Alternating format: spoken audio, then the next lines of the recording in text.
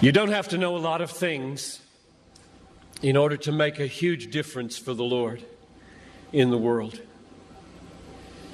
But you do need to know a few things that are great and be willing to live for them and die for them. People that make a difference in the world are not people who have mastered a lot of things. They are people who have been mastered by a very few things that are very, very great. If you want your life to count, you don't have to have a high IQ and you don't have to have a high EQ. You don't have to be smart. You don't have to have good looks. You don't have to be from a good family or from a good school. You just have to know a few basic, simple, glorious, majestic, obvious, unchanging, eternal things and be gripped by them and be willing to lay down your life for them, which is why anybody in this crowd can make a worldwide difference, because it isn't you. It's what you're gripped with. But one of the really sad things about this moment right now is that there are hundreds of you in this crowd who do not want your life to make a difference. All you want is to be liked. Maybe finish school, get a good job, find a husband or a wife, a nice house, a nice car, long weekends, good vacations, grow old healthy, have a fun retirement, die easy, no hell. And that's all you want.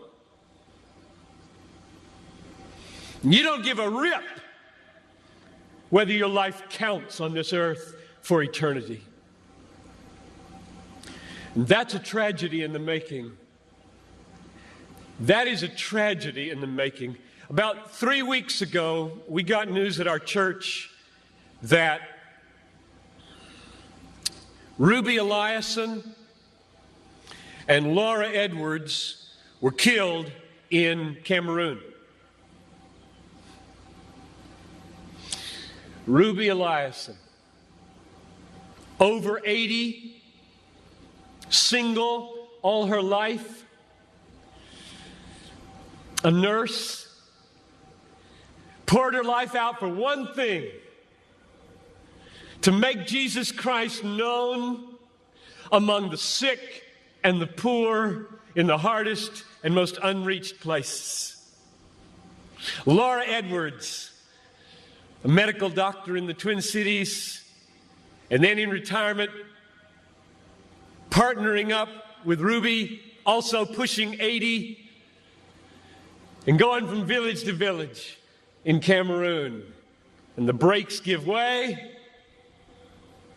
Over a cliff they go, and they're dead instantly. And I asked my people, is this a tragedy?